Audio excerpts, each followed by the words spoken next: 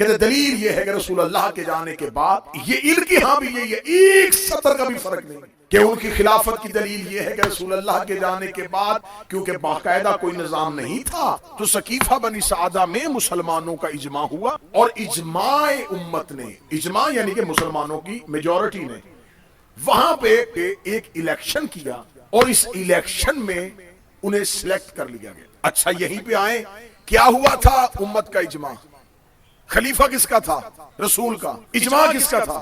میں امام حسین کا سب سے چھوٹا سا ذاکر ہوں، اتنا پڑھا لکھا بھی نہیں، میں مجلس میں دیر سے آجے اور مجمع کر کے آج ہم پھر فیصلہ کر لیتے ہیں کہ کس کو پڑھائیں، اور ایک اجماع کے ساتھ ایک بندے کو کھڑا کریں اور کھڑا کر کے اسے زبردستی پیچھے سے وہ کہ میں نہیں بیٹھنا چاہتا، کہ نہیں جی آپ بزرگ ہیں، آپ بڑے ہیں، تو آج وہ نہیں آ سکے تو آپ اسے زبردستی کوئی شریر پکڑ کے بٹھا دے، اب وہ بیٹھ کے کھانسنا شروع کر دیں، تو آپ آگے سے چپ بیٹھے ہیں، بھائی بٹھایا ہے تو پڑھاؤ، تو وہ کہیں لیں صاحب سن لیں، آپ نے مجھے پکڑ کے بٹھا تو دیا ہے، پڑھ میں لیتا ہوں، اگر کچھ غلط پڑھ دوں تو مجھے ٹھیک کر دینا۔ جس نے ہاتھ اٹھایا ہے شہزادی صاحب کو سلامت رکھے، یقیناً تمہاری نگاہ تاریخ میں ہے تو ہاتھ اٹھائے، ہر بات ممبر سے بھی کھول کے بیان نہیں ہو سکتی۔ وہ کھانستے ہوئے کہہ دے کہ حضور پکڑ کے بٹھا دیا ہے، بس آ گیا ہوں، بیٹھ گیا ہوں، آج مولانا نہیں آئے تو چلو میں کوشش کرتا ہوں میں جتنا پڑھ سکوں، لیکن اگر کچھ غلط پڑھ دوں ٹھیک کر دینا۔ مجمع خاموش ہے کہ چلیں ٹھیک ہے جی، آپ غلط پڑھیں گے تو ہم ٹھیک کر دیں گے، سنائیں کچھ۔ وہ سنانے کے لیے تیار ہوئے تو یہ سامنے سے ایک چھوٹا سا بچہ اٹھا، اس نے کہا جی مولانا آصف الوی جب کل تقریر کر رہے تھے تو انہوں نے سورہ بقرہ کی آیت پڑھی تھی، ہمیں اس کے ضمن میں کچھ باتیں پوچھنی ہیں۔ اب وہ بیٹھ تو گیا میری جگہ پہ، تیاری اس کی تھی کوئی نہیں، تو اس نے کہا بیٹا کیا قرآن میں کوئی سورہ بقرہ بھی ہے؟ کوئی قرآن میں کوئی سورہ بقرہ نامی سورت بھی ہے؟ اچھا بیٹا قرآن میں یہ سورت اس نام کی کوئی سورت ہے؟ اب وہ پریشان ہو گیا جس نے اسے بٹھایا، اسے تو نہیں پتا تھا کہ بچہ سوال کر دے گا۔ اب مجلس کا ماحول خراب ہونے لگا، وہ مجاہد شاہ جی بیٹھے ہیں، بزرگ ہیں، ان کو پتا چل گیا کہ یہ سارے الزام ہمارے اوپر آ جائے گا کہ جی الحیدر ٹرسٹ میں یہ چلتا ہے، بندہ ممبر پہ بیٹھ گیا اور اس کو یہی نہیں پتا کہ سورہ بقرہ نام کی کوئی سورت بھی ہے۔ انہوں نے دیکھا کہ ماحول خراب ہو گیا، الزام پورے کا پورا جو ہے نا وہ مجلس پہ آ جائے، وہ فوراً اٹھے اور فوراً اٹھ کے آ کے انہوں نے مائک پہ کہا بھائی یہ جو بیٹا سوال ہے نا یہ سوال بعد میں پوچھ لیں، ہم بتا دیں گے قرآن میں بیٹا سورہ بقرہ ہے اور اللہ کی یہ قرآن کی بھیجی ہوئی صورت ہے۔ اب انہوں نے جواب دے کے بچے کی تسلی کروا دی۔ اب جس بوڑھے کو بٹھایا تھا نا اس نے دیکھ لیا کہ مجاہد شاہ جی نے نا فوراً آ کے حالات کو کنٹرول کر لیا۔ آپ چلے گئے تو وہ شاہ جی کو لے کے ادھر جا کے شاہ جی کو پیچھے مڑ کے کہتا شاہ جی اگر آج آپ نہ ہوتے میں مارا گیا تھا، کہ میں جتنی بڑی چبل مار بیٹھا تھا کہ میں نے تو انکار کر دیا تھا کہ صورت ہی کوئی نہیں ہے، تو شاہ جی فوراً ہاتھ پکڑ کے کہیں گے میں نے بھی عزت تیری نہیں بچائی۔ بات مجلس پہ آ رہی تھی، کل کو لوگوں نے کہہ دینا تھا مجلس حسین میں جو مرضی ممبر پہ آ کے بیٹھ جاتا ہے، بندے علی سے کہتے تھے یا علی تو نے بچا لیا، فرمایا عزت تمہاری نہیں بچائی، عزت محمد کی بچائی۔ نس کیا ہے خلافت کی، دلیل کیا ہے؟ بھئی ہم پوچھ رہے ہیں نا، ہم سوال پوچھ رہے ہیں، سارا سال نہیں میری قوم کے بچوں سے پوچھتے۔ محرم شروع ہوتا ہے تو سوشل میڈیا پہ شروع، گھوڑا کہاں لکھا ہے، ماتم کہاں لکھا ہے، ذوالجناح کہاں لکھا ہے، کالے کپڑے پہننا کہاں لکھا ہے، کہنے والوں کچھ ہمیں بھی تو بتاؤ کہ خلافت کہاں لکھی ہے۔ بھئی ساری زندگی ہم ہی بتائیں، جواب ہم دیں، ہم کٹہرے میں کیوں کھڑے ہوں؟ سوال کا ویسا ہی جواب دیا کرو۔ جناب بہلول بیٹھے ہوئے تھے دربار میں، اور دربار میں علم کے درمیان ایک بحث چل رہی تھی، ایک حدیث بنی بنائی حدیث لے آئے کہ رسول اللہ نے فرمایا تھا کہ میری امت کے تمام اعمال اگر قیامت والے دن میزان پہ ترازو پہ ایک پلڑے میں رکھے جائیں اور ایک بندہ اس کے عمل اس پہ رکھے جائیں تو اس کا پلڑا امت تمام کے اعمال سے زیادہ وزنی ہو۔ اب یہ حدیث بنی تھی، یہ ہوم میڈ حدیث، جب یہ حدیث پڑھی تو سارے علماء آپس میں کہنے لگے ہاں میں نے بھی حدیث سنی، ہاں میں نے بھی یہ حدیث سنی، ہاں میرے بات نام لکھے جا رہے تھے کہ اس نے بھی گواہی دی، اس نے بھی گواہی دی، اور مورخ تاریخ لکھ رہا تھا، نامہ نگار بیٹھا ہوا تھا نا درباروں میں ہر طرح کا صحافی بیٹھتا، وہ لکھ رہا تھا کہ ایک حدیث پڑھی گئی ہے دربار میں اور فلاں اس دور کے اس عہد کے علماء نے اس کو آن کیا ہے کہ یہ حدیث نبی، سب کہہ رہے ہاں ہے، بات سے خوش ہو کے کہا چلے آج الحمدللہ ہم نے ان کا کام کیا کہ آج ایک حدیث پہ متفق علیہ تمام نے اس کو پاس کیا کہ یہ حدیث رسول کی ہے، اگر کسی کو کوئی اعتراض ہے تو پوچھ سکتا ہے۔ بہلول نے ہاتھ کھڑا کر اب بہلول کو پتا تھا کہ اتنے لوگوں نے کہہ دیا کہ حدیث صحیح ہے، میں نے کہنا نا صحیح نہیں، تو فوراً اتنے مولویوں نے فوراً میرے اوپر قتل کا فتویٰ لگا دیا، اس نے اتنے علماء کی توہین کر دی ہے، اتنے دیندار۔ اب میں نے کہا تھا جیسا سوال ویسا جواب۔ بادشاہ متوجہ ہوا، مولویوں کے سر چکرا گئے۔ بادشاہ نے بہلول کی طرف دیکھ کے کہا اچھا تو آپ کو اس سے اختلاف ہے، آپ کہتے ہیں یہ حدیث ٹھیک نہیں ہے؟ وہ کہا نہیں حدیث ٹھیک ہے، ترازو ٹھیک نہیں ہے۔ ہائے ہائے ہائے ہائے، حدیث ٹھیک ہے، ترازو ٹھیک نہیں، ساری امت کے عمل ایک بندے کے ساتھ۔ تو آپ ہم سے پوچھ رہے ہیں یہ کہاں لکھا ہے، یہ کہاں لکھا ہے، یہ کہاں لکھا ہے کہ آپ نے جو پہلا خلیفہ بنایا یہ کہاں لکھا ہے؟ کہتے جی نہیں، امت نے اکٹھے ہو کے اجماع سے بنا دیا تھا۔ اچھا امت نے اجماع سے بنا دیا تھا؟ قرآن میں کہتا جب اللہ نے پہلا خلیفہ بنایا، وَإِذْ قَالَ رَبُّكَ لِلْمَلَائِكَةِ إِنِّي جَاعِلٌ فِي الْأَرْضِ خلیفہ، جب اللہ نے پہ بنایا تھا تو فرشتوں نے اجماع کے ساتھ اللہ کو جواب دیا تھا اسے خلافت نہ دے، زمین پر فساد ہو جائے گا۔ خدا نے فرشتوں کے اجماع کو ٹھکرایا اور کہا چپ، صرف سجدہ کرو۔ اب سر پہ قرآن رکھ کے بتانا، جو اللہ اپنی خلافت پہ معصوموں کا اجماع برداشت نہیں کرتا، اجماع کی حیثیت کیا تھی؟ کیا وہ جتنے لوگ تھے، جتنے بھی لوگ تھے، کیا وہ سارے کے سارے اسلامی اس پوزیشن میں کہ وہ زمین پہ اللہ کی خلافت کا انتخاب کریں؟ میں نے 2 دن پہلی والی مجلس میں بتا دیا کہ کیسے یہ انتخاب ہوا تھا، زیادہ لمبا واقعہ تو ہم دوبارہ پڑھیں۔ اب یہ خلافت کہاں ہوئی؟ یہ سقیفہ میں بنی۔ کس نے؟ ایک صحابی نے دوسرے صحابی کا ہاتھ پکڑ کے بلند کیا۔ یہ ہے تمہارے پاس پہلی خلافت کی دلیل کہ پہلا خلیفہ سقیفہ بنی سعدہ میں بنا۔ کسی نے اعلان نہیں کیا تھا، رسول واضح کوئی پالیسی نہیں دے کے گئے تھے، ایک صحابی نے بعد میں اس کا ہاتھ پکڑ کر بلند کر کے کہہ دیا کہ یہ بزرگ ہے، نبی کے رشتہ دار ہیں، نبی کو زیادہ محبوب بھی ہیں، میں بھی ان کی بیعت کرتا ہوں، آپ کر لیں۔ یہاں سے پہلا خلیفہ بن گیا۔ پھر پہلا جاتا ہوا جس نے اسے بنایا تھا خلافت اس کی طرف دے کے چلا گیا، پھر اس نے ایک کمیٹی بنا دی، پھر خلافت تیسرے خلیفہ کے پاس چلی گئی۔ اس کا مطلب یہ ہے تمہارے پاس خلافت کی نص۔ اب یہ والوں کے پاس دلیل سقیفہ میں بنا، اجماع سے بنا، ایک صحابی نے ہاتھ پکڑ کے بلند کیا۔ اب ہم سے پوچھو ہم نے علی کو امام کیوں بنایا ہے؟ نہ اجماع کے ساتھ بنایا، نہ ووٹوں کے ساتھ بنایا۔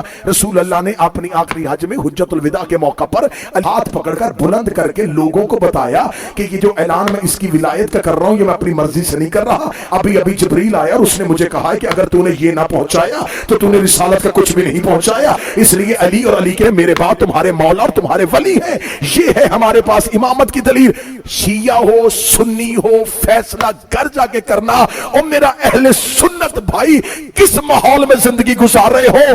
ایک خلیفہ بنا نبی کی زندگی، ایک بنا نبی کے بعد، ایک بنا غدیر میں، ایک بنا سقیفہ میں، ایک کا ہاتھ نبی نے بلند کیا، ایک کا ہاتھ صحابہ نے بلند کیا، ایک بنا چمے، ایک بنا 1,24,000 صحابہ میں۔ اب مجھے بول کے بتاؤ قرآن میں اطاعت نبی کی واجب ہے یا صحابی کی واجب؟ اللہ کا بنایا ہوا، ایک کو نبی بنا رہا ہے، ایک کو صحابی بنا رہا ہے۔ اور قرآن یہ کہتا ہے کہ جو محمد دے وہ لے لو، جس سے روکے اسے رک جاؤ۔ رسول نے ہمیں علی دیا، ہم نے لے لیا۔ میں 8 محرم الحیدر ٹرسٹ میں اعلان کر کے ویڈیو کیمرے پہ کلپ بنوا کے وائرل کرنے لگا ہوں آپ کی تائید کے ساتھ۔ اگر میں صرف اعلان کروں گا اور مجمع خاموش رہے گا تو لوگ کہہ دیں گے یہ صرف اس نے خود اپنا کیا، اس کے مجمع کی سے تائید نہیں تھی۔ ملحہ میں یہ قرارداد پاس کرواتے ہوئے یہ اعلامیہ پوری دنیا کو سنانے لگا ہوں، لا الہ الا اللہ محمد رسول اللہ علی اور ولی اللہ۔ مجھے 14 کی سچائیوں کی قسم ہے، اگر خم غدیر پہ رسول حضرت ابو بکر کا ہاتھ بلند کرتے ہم انہیں خلیفہ مان لیتے۔ اگر رسول اعلان کرتے خدا کی قسم ہم مان لیتے۔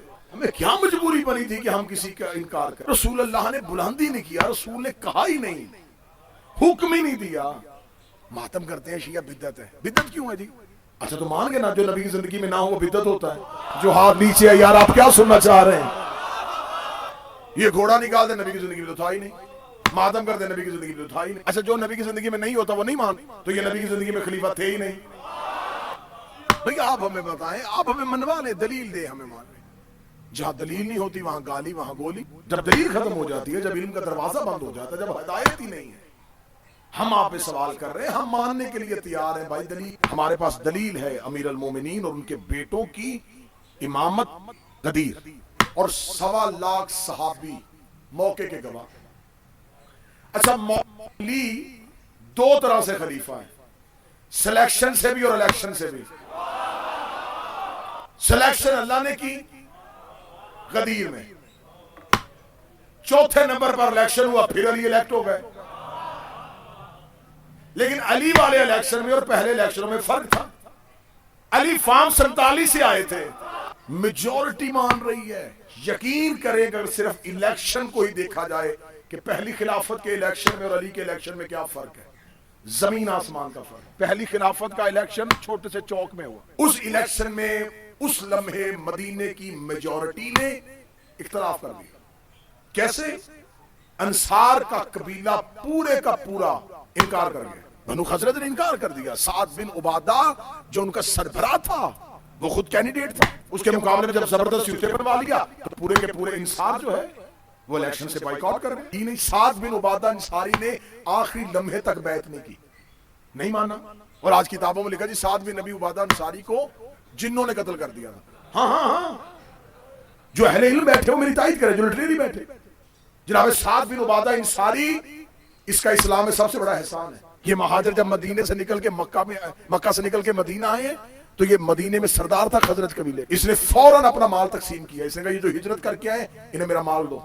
रोजाना लोगों को खाना खिलाता था। इसने अंसार कबीले से कहा जिसके पास 2 जानवर है एक इनको दे दो, 2 घर है एक इनको दो। सबसे ज्यादा एहसान किया था इसने। ये कहते जी शिया सहाबा की बात नहीं करते, लो मैं कर रहा हूं। साद बिन उबादा अंसारी ने इस्लाम में मुसलमान जो मक्का छोड़ के आए थे उन पे सबसे ज्यादा एहसान किया था, और इन्होंने पहले खलीफा की बैत नहीं की थी। इनसे जबरदस्ती छुड़वा दिया गया था मदीना, और बाद में इनको सफर के दौरान नामालूम जगह से एक तीर आया और लगा, और मदीने में मशहूर हुआ, जिन्होंने कत्ल कर दी। आज तक किताबों में साद बिन उबादा अंसारी का लिखा है। साद बिन अबी उबादा अंसारी बड़े बरगजीदा असहाब रसूल थे, लेकिन उनको जिन्हों ने कत्ल किया। हमें पता है किन्होंने किया है।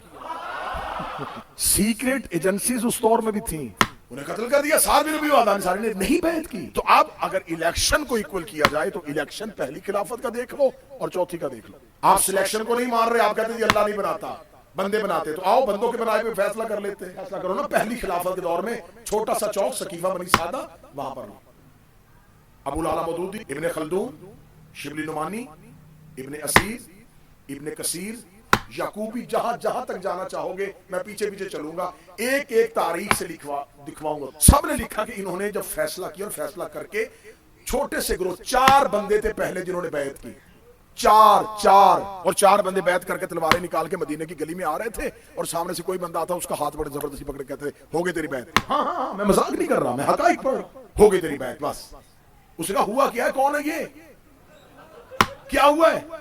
कहने लगे वो इनकी खिलाफत का ऐलान हो गया है। आगे से बंदा आ रहा, उसका हाथ पकड़ के बस बैत हो गई तेरी, अब खामोश, अब तू बैत में आ चुका है।